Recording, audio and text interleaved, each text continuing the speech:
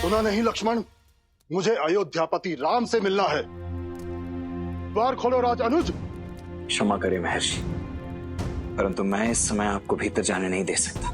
जानते नहीं किसे रोक रहे हो? भूल गए कैसे तीनों लोग दुर्वासा के क्रोधाग्नि के विचार मात्र से थर थर कांपते हैं। सर्वशक्तिशाली देव भी मुझे क्रोधित कर श्रीहीन हो गए, और तुम तुच्छ मानव होकर मुझे अपमानित कर रहे हो। जिस दुर्वासा के समक्ष संसार समर्पण कर देता है, उसके समक्ष तुम एक छोटे से राज्य के नरेश के भी अनुज, तुम मुझे क्रोधित करने का तो साहस कर रहे हो। क्षमा करें ऋषिवर, परंतु क्रोध की ऊंचाई क्या होती है ये कम से कम लक्ष्मण को तो नहीं सिखाई है, क्योंकि क्रोध पर केवल आपका ही एकाधिकार तो नहीं है।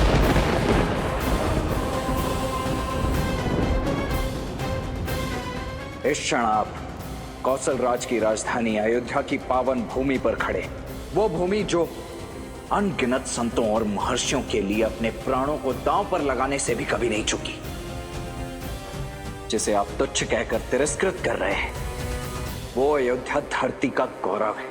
बहुत अभिमान है तुम्हें अपनी अयोध्या पर, उचित है तो सुनो महान अयोध्या के महान राज अनुज। यदि आज राम की तरफ बढ़ता हुआ मेरा एक पग भी रोका गया, तो मैं अपने तेज से इस संपूर्ण नगर को जलाकर भस्म कर दूंगा।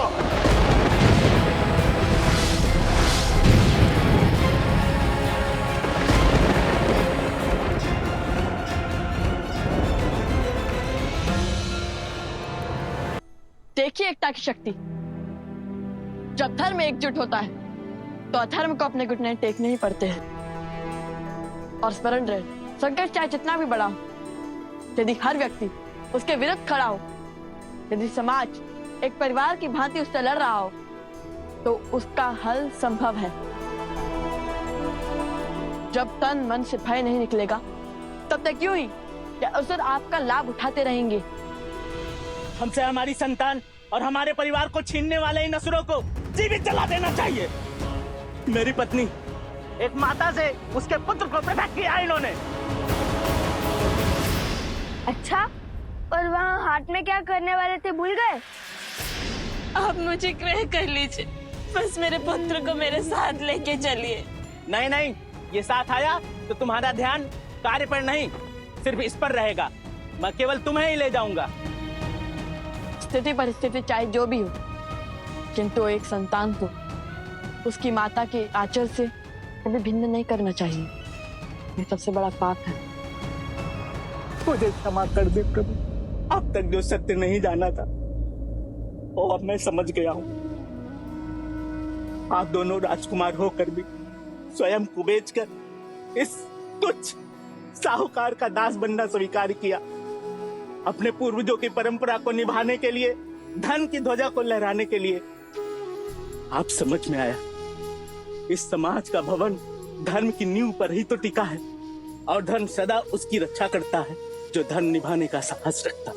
धर्म का सत्य यही है, जिस प्रकार वचन का मान रखने के लिए और धर्म की रक्षा के लिए राजा हरिश्चंद्र की रक्षा स्वयं धर्म ने करी थी। ऋषिवर विश्वामित्र ने राजा हरिश्चंद्र को एक चंडाल का सेवक बना दिया, और उस चंडाल के आदेश अनुसार वो शमशान घाट गए। उन्हें हर मृत शरीर के लिए आत्मा संस्कार का शुल्क लेना था। कोई भी शरीर बिना शुल्क दिए ना जला पाए। और फिर आर्या, आर्या, हमारा बेटा, शैव्य, इसे किसी नाग ने डस लिया।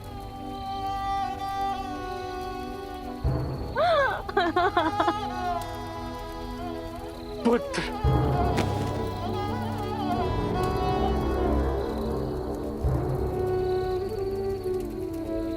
पुत्र,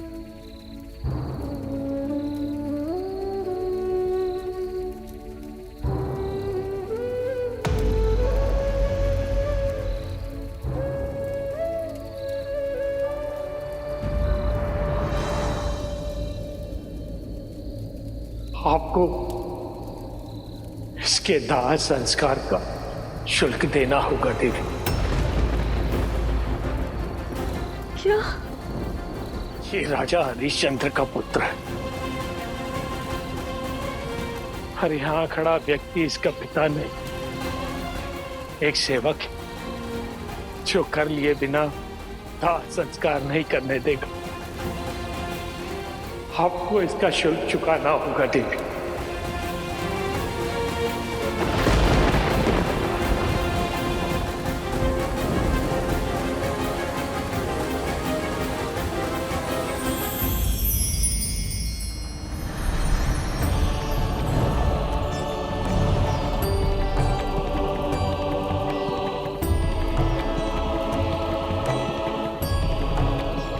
राजा हरिश्चंद्र, आपके लिए परीक्षा की हर सीमा पार कर दिया और आप हमारे हर परीक्षा में सफल हुए। आपने धर्म की ध्वजा लहराया है। आपने सिद्ध किया है कि आप संसार के सर्व राजाओं से ऊपर हैं।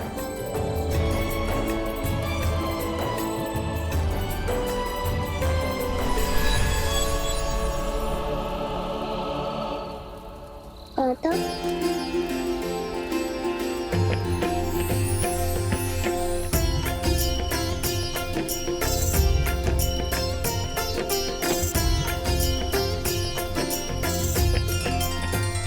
राजा हरिश्चंद्र की धर्म की प्रतिनिष्ठा ने उन्हें संसार कद में सबसे ऊंचा बना दिया। विश्वामित्र जी ने उन्हें अपना राजपाट सब वापस दे दिया और उनकी दया नीति के कारण देवता भी उनके आगे नतमस्तक होने को सच थी। आइए राजा हरिश्चंद्र, स्वर्ग में आपका स्वागत है। मुझे कहना होगा, आपका राज्य न्याय और धर्म से इतना परिपूर्ण है कि उसे केवल धरा पर ही नहीं, यहाँ स्वर्ग में भी स्थापित होना चाहिए। आइए, आपके आने से मेरे स्वर्ग की शोभा और भी बढ़ गई। नहीं इंद्रदेव, मेरे साथ मेरी प्रजा ने भी अनेकों कष्ट सहे हैं। उन्हें छोड़कर मैं स्वर्ग नहीं आ सकता। उचित है। ऐसी स्थिति में यदि आप चाहें तो आपके साथ आपकी प्रजा एक दिवस के लिए यहाँ स्वर्गलोक आ सकती है। और ये कथा संसार को सिखाती है कि वचन देने से पहले विचार कर लेना चाहिए और यदि वचन दे दिया तो हर स्थिति परिस्थिति में अपना वचन निभाना चाहिए। हम दोनों भाई राजा हरिश्चंद्र के पद चिन्हों पर चलते चलते यहाँ तक पहुँच चुके हैं कि हम हर शुभ कार्य में अपनी सहायता दे सकते हैं। हे राजकुमारों, यदि आप दोनों नहीं होते, हम अपने पूर्वजों की धरा को त्याग कर लज्जा से अपना सर झुकाकर अब तक पलायन कर चुके होते। अपने पूरे गांव की ओर से मैं आप दोनों से विनती करता हूं कि आप मेरे इस गांव के सिंहासन को स्वीकार करें। हाँ आप ही हमारे महाराज हैं। यदि भस्म करना चाहते हैं तो मुझे कर दीजिए, परंतु मेरी मातृभूमि के लिए ऐसी अनर्थपूर्ण बातें मत कीजिए। आपके क्रोध का कारण अयोध्या नहीं है, फिर क्रोध की दृष्टि अयोध्या पर क्यों? तनिक क्रोध त्याग कर विवेक की दृष्टि से देखिए। मैं अपने ही अतिथि का अनादर करने का औचित्य क्यों रखूंगा? मैं तो केवल अपने राजधर्म का पालन कर रहा हूं, अपने प्राणों से अधिक अपने महाराज की आज्ञा की रक्षा कर रहा हूं। किंतु यदि दंड देने की इच्छा इतनी प्रबल हो ही गई तो भस्म कर दीजिए मुझे, किंतु यह निश्चित है कि मेरे भैया की आज्ञा के विरुद्ध इस कक्ष में पग धरना तो दूर, मेरी राख को लांग तक नहीं पाएंगे आप। समझ गया, तुम्हारी इच्छा अयोध्या का अंत है, तो वही सही अपनी अयोध्या को चलते हुए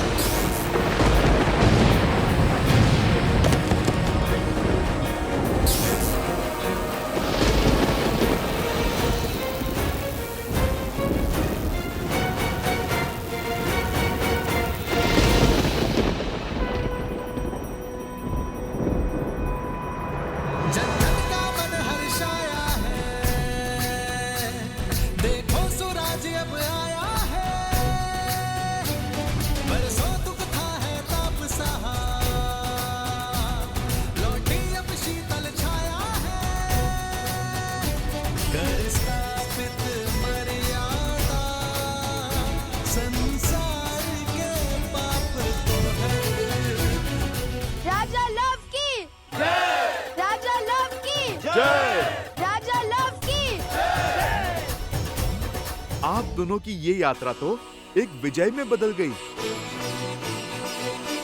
आप दोनों ने मनुष्यों का संहार कर असंभव को संभव कर दिया। आप दोनों ही धन्य हैं। ऐसे असंभव को संभव करने वाले कुमारों को पाकर कौशल राज्य ही क्या, संपूर्ण भारतवर्ष धन्य हो गया।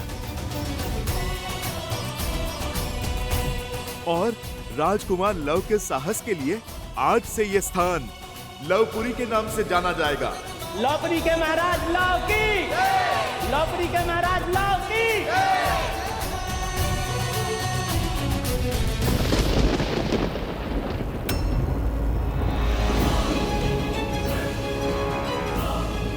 मैं अत्रि पुत्र दुर्वासा आज अपने सारे तप और त्याग को साक्षी मानकर ये रुक जाइए, शांत हो जाइए। मुझ पर आए क्रोध का दंड अयोध्या को क्यों? शांत हो जाइए ऋषिवर, तनिक धैर्य रखिए।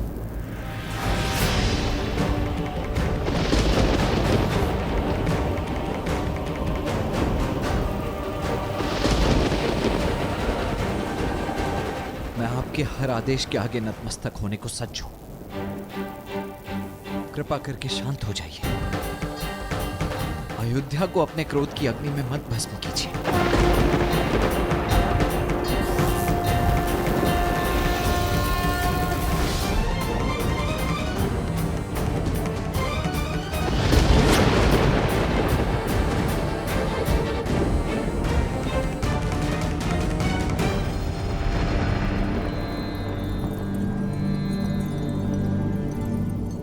जितना आवश्यक भैया की आज्ञा का पालन करना है,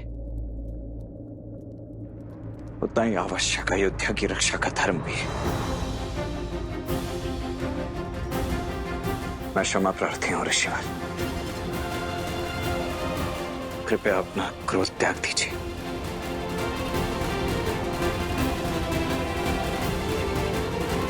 आप यहीं रुकिए, मैं भैया को बुला लाता हूं। दुविधा माही लखन घिर आए, आज्ञा राजा की माने या राज बचाए।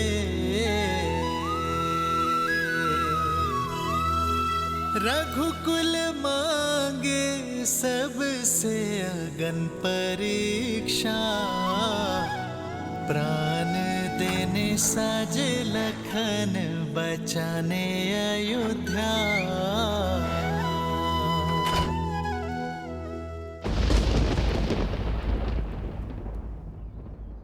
हम आपको वचन देते हैं, आज से हम देह व्यापार का भाग नहीं बनेंगे। और यदि कोई हमारे समक्ष भी इस पाप पर आतुर हुआ, किसी मानव को बेचता दिखाई दिया, किसी माता को उसके संतान से भिन्न करता पाया गया, तो हम सब उसका विरोध करेंगे। अति उत्तम। आप सबने हमें इतना प्रेम दिया, स्वीकृति दी, इतना सम्मान और सत्कार दिया, उसके लिए आप सबका कोटि कोटि धन्यवाद। इस स्थान को छोड़ने का मन तो नहीं कर रहा है, किंतु अपनी यात्रा को संपूर्ण करने के लिए हमें आगे बढ़ना होगा। और जब तक मैं ना लौटूं, तब तक मेरे राज्य का कारोबार आप और आपकी पत्नी संभालेंगे। अब से लवपुरी का दायित्व कुछ समय के लिए मैं आपको देता हूँ। महाराज लव की, महाराज लव की, महाराज लव की।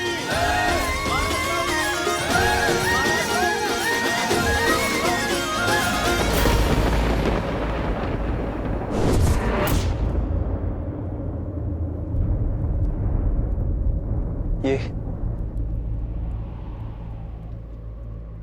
क्या किया तुमने लक्ष्मण? जो इस आज्ञा का उल्लंघन करेगा, मैं उसे मृत्यु दंड दूंगा।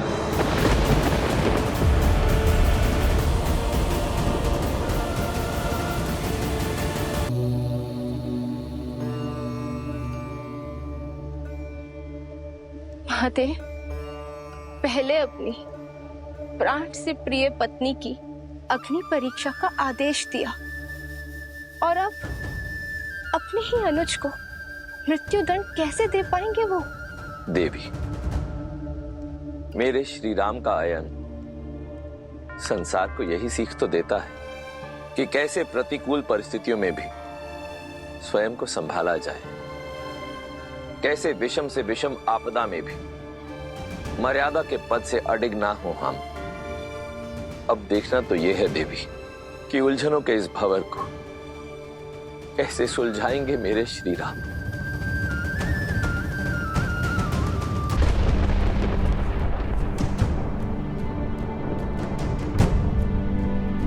ये कौन थे भैया और आपसे मिलने? तो प्रश्न ये है कि तुम भीतर क्यों आए?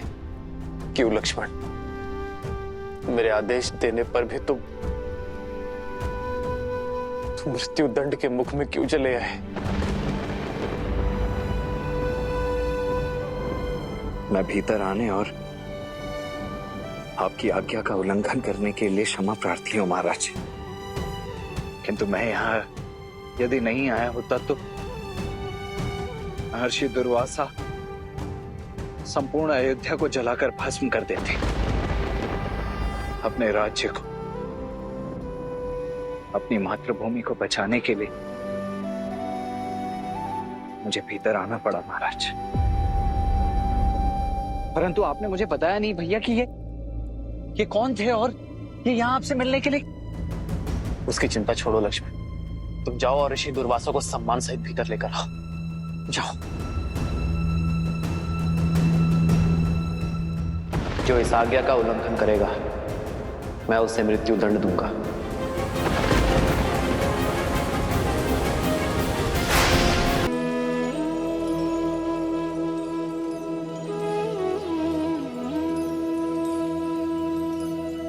पधारिए ऋषिवर।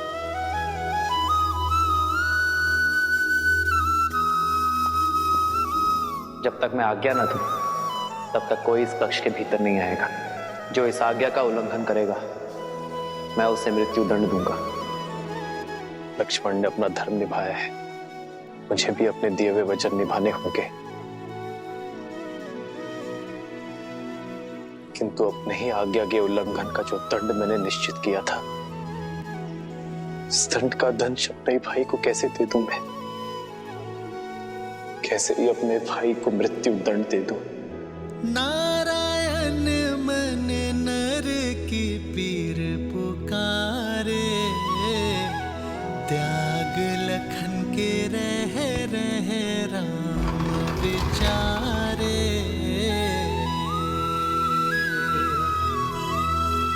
बन के कवच जो जन्म का साथ निभाए, मृत्यु दंड उसे कैसे राम सुनाए।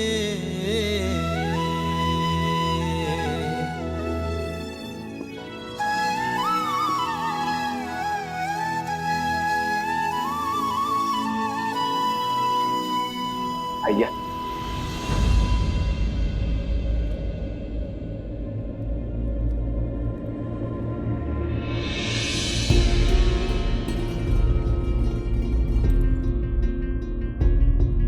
प्रणाम महर्षि।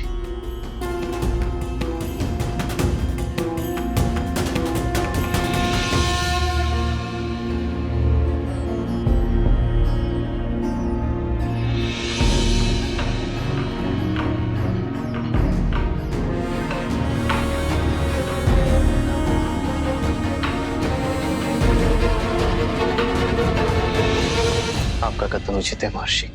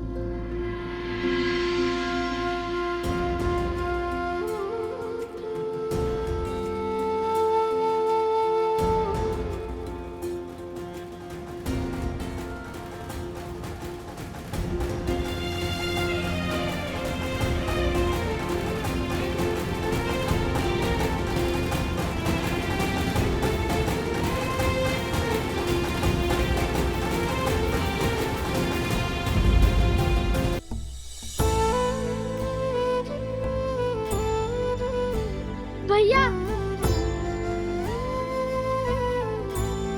मेरे भगवान, मेरे भैया प्रभु श्री राम ही हैं। और यदि मेरे भगवान के ऊपर किसी ने शस्त्र उठाया, कवच ये लक्ष्मण होगा है।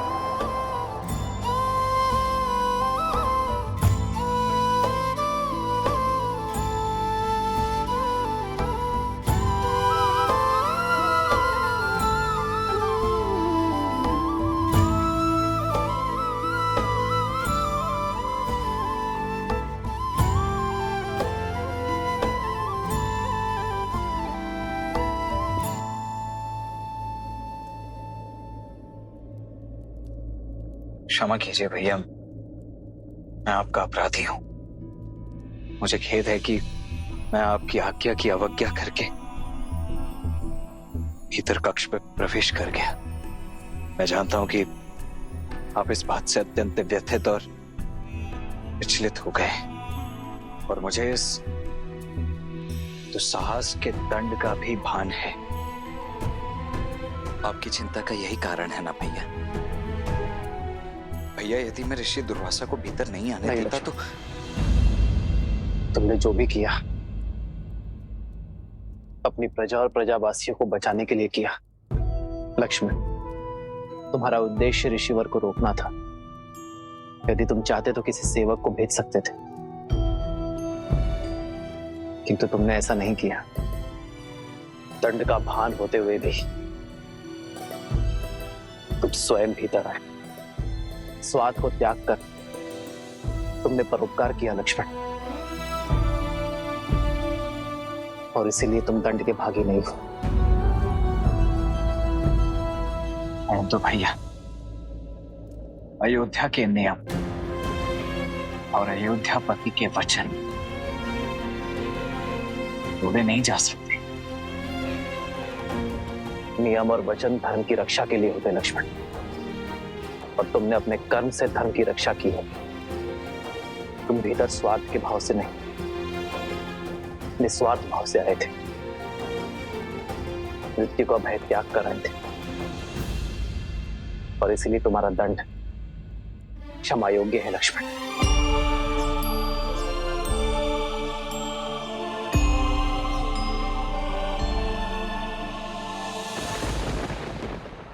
आप ऐसा कह सकते हैं भैया, आप मेरे बड़े भैया हैं। मेरे लिए तो आपने नागपाश का दंश तक सहा था। मुझे स्वस्थ देखने के लिए तो आप कोई भी सीमा पार कर सकते हैं, कोई ना कोई कारण निकाल सकते हैं जिससे मेरा कर्म न्यायोचित सिद्ध हो सके। और आप केवल मेरे भैया ही नहीं, अयोध्या के महाराज भी हैं। रघुकुल का मुकुट है आप भैया, और आपके शीश पर वचन भंजक होने का कलंक लगने नहीं दूंगा मैं भैया। ये दंड एक राजा का वचन था, एक राजा का प्रण था कि जो भी इस भेंट में अवरोध उत्पन्न करेगा वो मृत्यु दंड का भागी होगा। आप अयोध्यापति श्री राम हैं, और आने वाले किसी भी युग में, किसी भी काल में आपके धर्म पर प्रश्न चिन्ह नहीं उठना चाहिए भैया कि श्री राम ने अपने परिवार के लिए, अपने स्वार्थ के लिए, अपने वचन से, अपने प्रण से, अपने धर्म से मुख मोड़ लिया।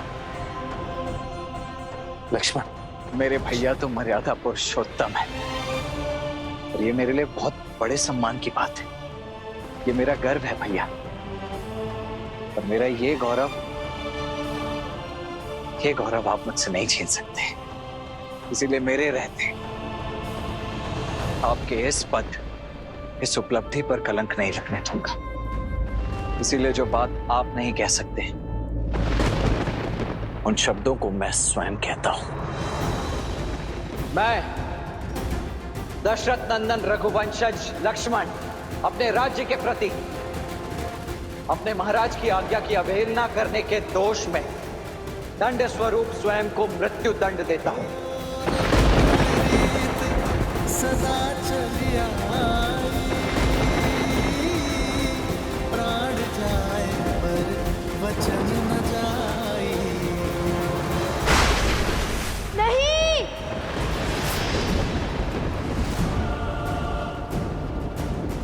कुछ क्या हुआ? तुम ठीक तो हो ना? मैंने बहुत बुरा सपना देखा हनुमान जी।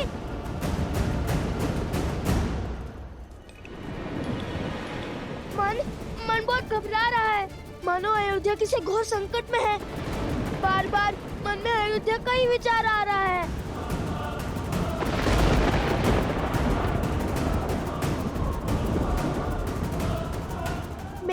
मेरे स्वप्न का क्या कारण है? क्यों मेरा मन इतना व्यथित है?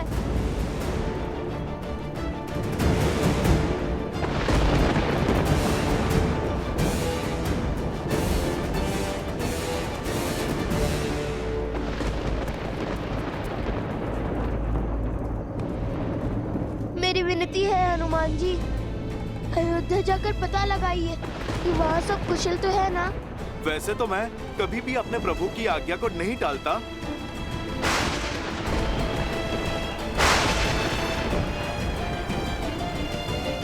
किंतु आपकी चिंता भी तो मेरे प्रभु और मेरे परिवार से ही संबंधित है। इसीलिए मैं अयोध्या अवश्य जाऊंगा। यदि अयोध्या पे संकट के बादल मंडरा रहे हैं तो आप निश्चिंत हो जाइए। मेरे रहते मेरे प्रभु श्री राम और उनके परिवार पर कोई आंच नहीं आ पाएगी। जय महावीर हनुमान, जय श्री राम। बजरंग बली हनुमान, जय जय महाबली हनुमान। कुमार कुश को अकस्मात ऐसा स्वप्न आना और मेरे हृदय का घबराना मात्र संयोग नहीं हो सकता। हे महादेव, अयोध्या पे संकट का कोई मेघ बरसने मत दीजिएगा। मेरे प्रभु के नगर को विपदा की हर एक आंधी से बचाइएगा। जय श्री राम।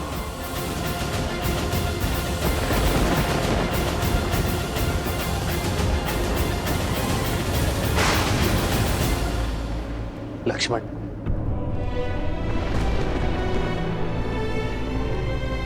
तुम धर्म की रक्षा के लिए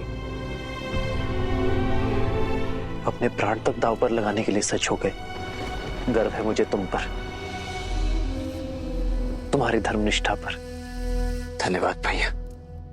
मुझे ज्ञात था कि आप मेरे निर्णय के कारण को अवश्य समझेंगे और इसमें मेरा साथ अवश्य देंगे, किंतु निर्णय एक का पक्ष सुनकर नहीं लिया जाता लक्ष्मण।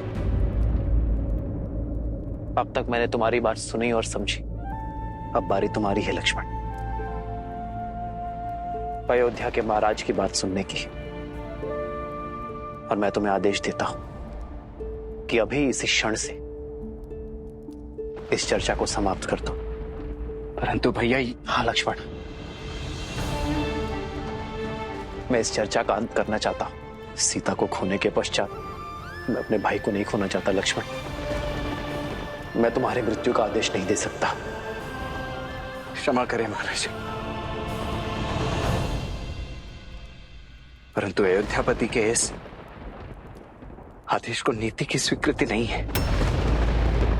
रघुकुल के सम्मान के लिए, वचन के लिए रघुवंशी अपना बलिदान देते हैं और इस बलिदान से मैं अपना पग पीछे नहीं ले सकता। लक्ष्मण महाराज, और बड़े भाई होने के नाते आपसे आज्ञा चाहता हूं, क्योंकि आपकी आज्ञा के बिना मेरे पग आगे भी कैसे बढ़ पाएंगे। ये पावन धरती छोड़ परलोक नहीं जा पाएंगे भैया।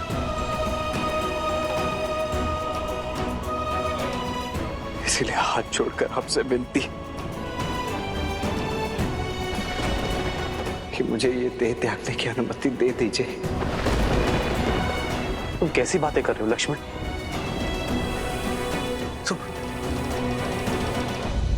महादेव, श्री राम लक्ष्मण को सब सत्य बताकर स्वयं को और उन्हें इस पीड़ा से मुक्त क्यों नहीं कर देते? क्योंकि नर अवतार को भावनाओं के भंवर को सहना ही पड़ता है देवी। सुख, दुख, पीड़ा, आनंद, सबका स्वाद चखना ही पड़ता है। इस समय नर की देह में है नारायण।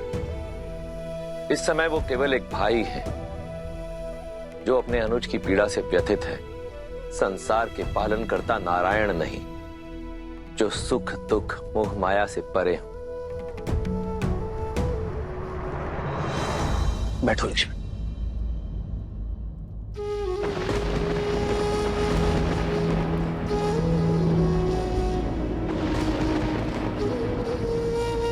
तुमने एक भाई से आज्ञा मांगी है लक्ष्मण, जो वो नहीं देगा।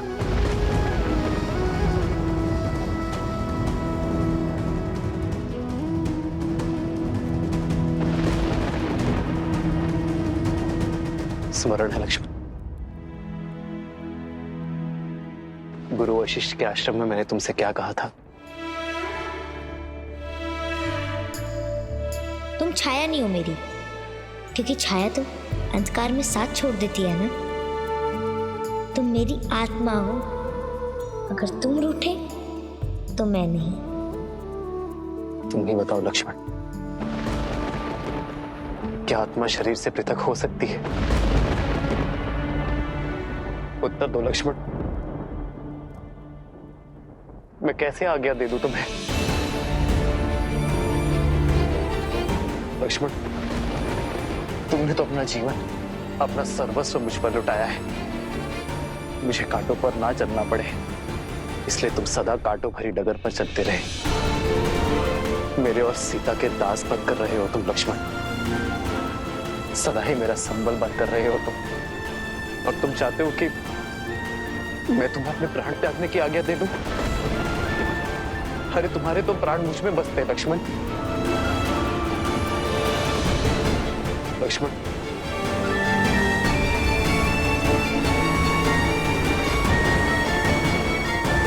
आने वाला युग चाहे मुझे अधर्मी कहे, मुझ पर लांछन लगाए, तो मेरा धर्म यही कहता है लक्ष्मण कि तुमने अपनी प्रजा की रक्षा के लिए निर्णय लिया, इसलिए तुम अपराधी नहीं हो मेरे भाई। लक्ष्मण, तुमने ये नहीं सोचा कि यदि तुम्हें कुछ हो गया तो मैं सुमित्रा माता को क्या उत्तर दूंगा?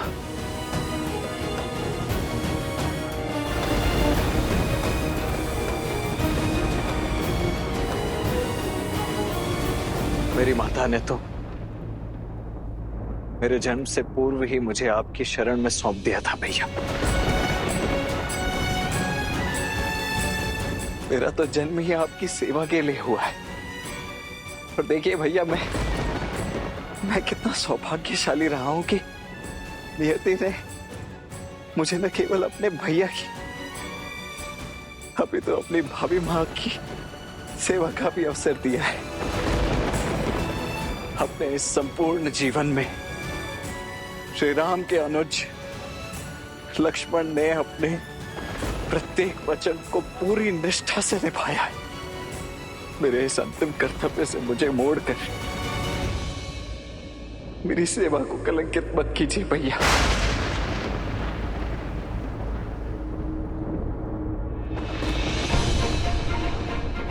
महाराज का आदेश वचन होता है भैया, और उसे निभाना, उसे संपूर्ण करना प्रजा का धर्म।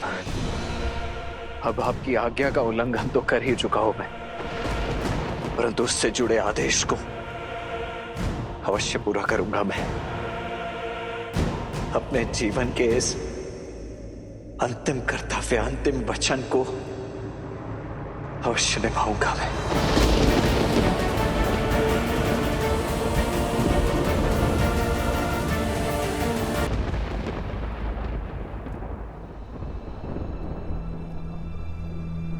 परंतु अपने भैया की अनुमति मिलने के पश्चात, इसलिए जब तक आप मुझे स्वयं देह त्यागने की अनुमति नहीं दे देते, तब तक इसी क्षण से ये लक्ष्मण अन्न जल त्यागने की प्रतिज्ञा लेता है।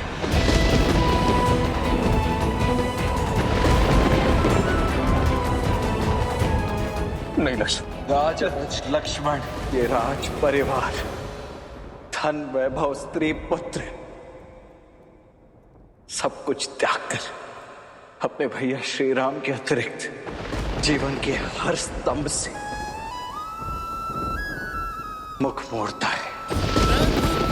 मांगे सबसे अगन परीक्षा, प्राण देने साजे लखन बचाने अयोध्या। आज्ञा दीजिए भैया। बन के कवच जो जन्म का साथ निभा